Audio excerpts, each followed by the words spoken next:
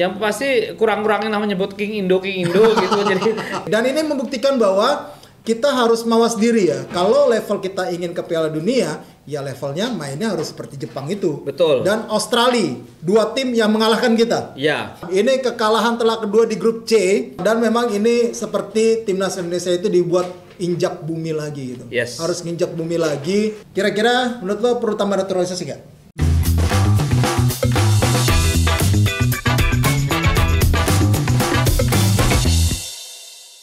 Welcome back to Discord, diskusi olahraga bareng Rais dan Esther Nesto.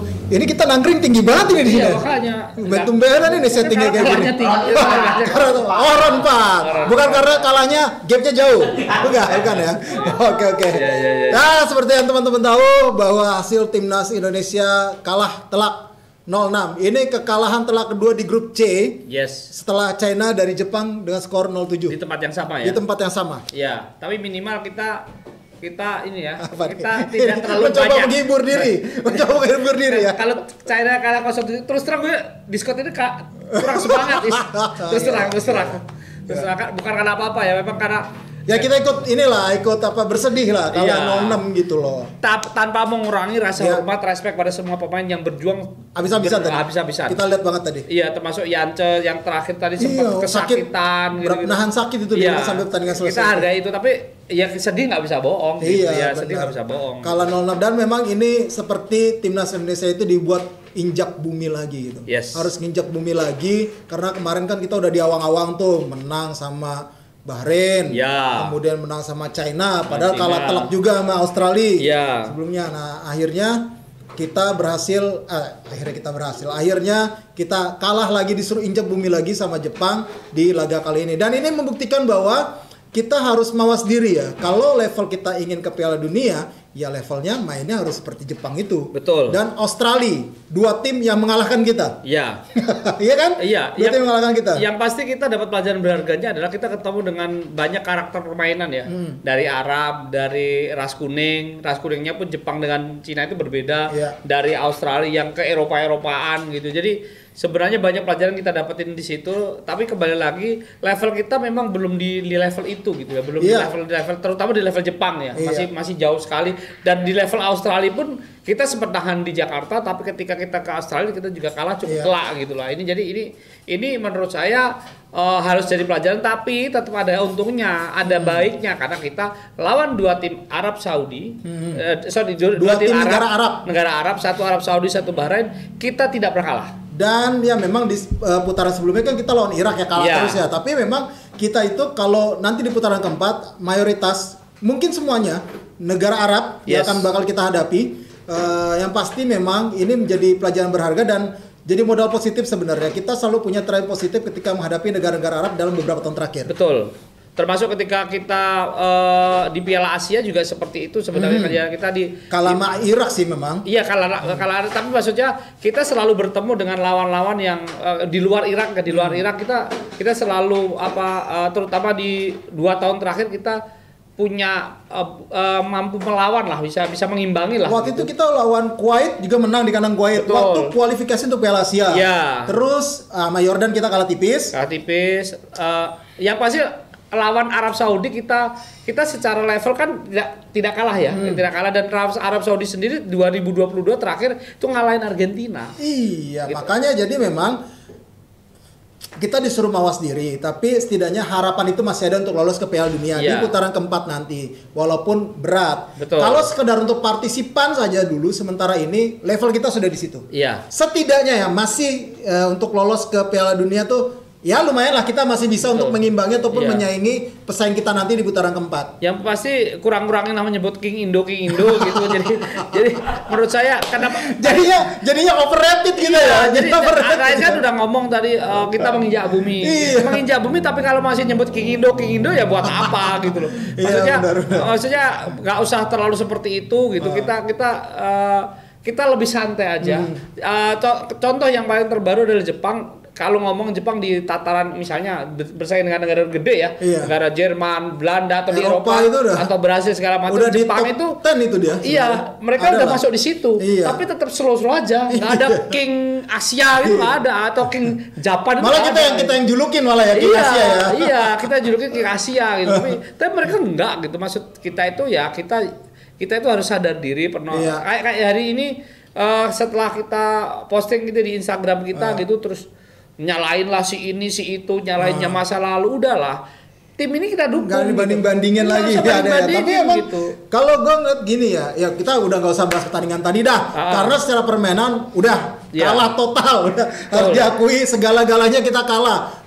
Determinasi, gaya cara bermain, stamina, akurasi, semuanya lah kita udah kalah segalanya di pertandingan tadi, harus kita akui dari Jepang. Tapi yang pasti kita petik adalah sekarang kita disuruh mawas diri lagi bahwa level kita ini masih belum cukup loh sekarang untuk bisa bersaing, setidaknya untuk lolos nanti ya kita tidak boleh puas diri gitu. Walaupun nanti lawan Arab peluang kita juga punya kas yang cukup besar dan ada harapan, itu masih terus harus kita jaga, tetap harus kita kobarkan semangat ke Piala Dunia.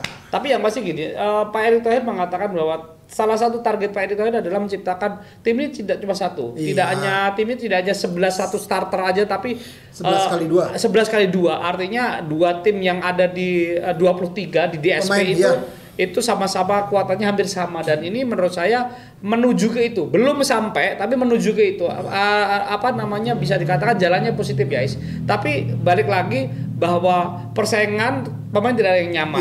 Kalau kita lihat di lawan China ada 4 pemain starter dari Liga 1. Ini kita ngomongin Liga 1 kenapa? Karena banyak yang mengatakan bahwa melihat Liga 1 sedikit memicingkan mata, sedikit menganggap kita Beckham hari ini bermain sebagai starter, tapi jangan menjadikan nyaman. Karena saya yakin di musim baru nanti akan banyak muncul pemain yang baru atau pemain-pemain yang sempat dipanggil bisa muncul lagi gitu. Dan ini kita juga belum komplit ya. Eliano belum ada, Ragnar masih sakit gitu. Jadi menurut saya nanti di bulan Oktober, dan Oktober itu beda loh dengan sekarang. Persiapannya pendek loh ya. Pendek.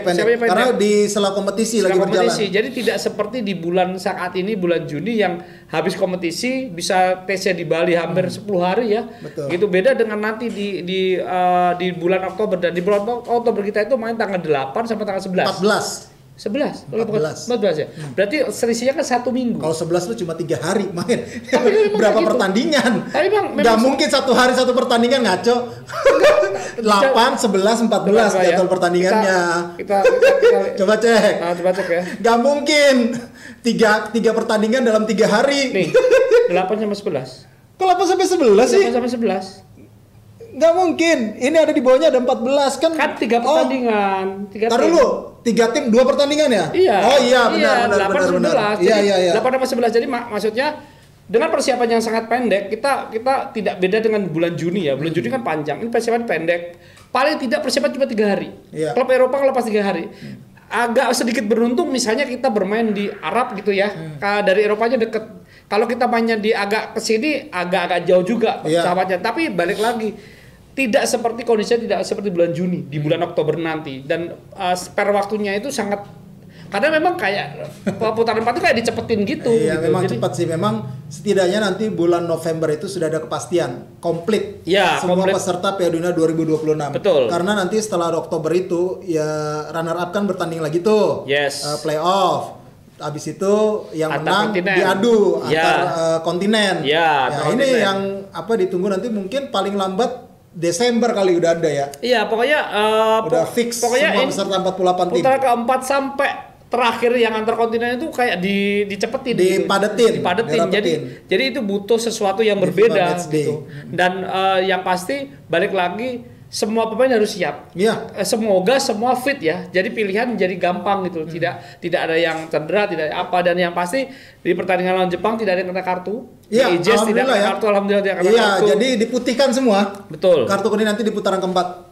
Jadi semua pemain secara teknis permainan tidak ada masalah, tapi semoga kondisinya fit semua. Itu aja harapannya. Betul, kita doakan aja yang terbaik nanti untuk timnas Indonesia. Kita tunggu nih nanti bakal segrup sama siapa, tapi kalau melihat dari formatnya nggak bakal segrup sama lawan yang sama. Betul. Di grup yang sudah mereka lalui di putaran ketiga ini berarti kemungkinan kita bisa lawan Qatar, Uni Emirat Arab, kemudian Irak, jadi kita bisa ketemu. Termasuk ada Palestina, Libanon atau Palestina? Ya, Oman atau Palestina. Oman atau Palestina. Ada pertandingan itu dini hari ya, dini hari. Arab sama Australia tinggal nunggu nih kayaknya sih kemungkinan besar Arab ya. Yang bakal di putaran keempat. Mainnya di Arab ya. Iya, bukan karena mainnya di Arab. Secara hitungan matematis Arab sulit nih menang besar sama Australia. Walaupun main di kandang sendiri ntar dini hari nanti nih. Tapi siapa tahu nih keajaiban terjadi lagi. Ini sepak bola. Tapi paling tidak gini, dengan habisnya Indonesia di perjuangan di putaran ketiga ini kita menunjukkan bahwa kita bukan lagi tim yang bisa dikatakan papan bawah. Dan kita bukan tim kacangan lagi, teman-teman. Dan tim juru kunci adalah akhirnya Bahrain. Bahrain kalah 0-1 golnya penalti di menit ke-90. Jadi dramatis sekali sebenarnya perebutan juru kuncinya. Juru kuncinya akhirnya yang menjadi juru kunci adalah Bahrain. Yes. Iya, Bahrain. Jadi China agak sedikit naik mereka. Ya, itulah drama yang terjadi di putaran ketiga di grup C. Soal nanti di putaran keempat. Kira-kira menurut lo perlu tambah naturalisasi nggak?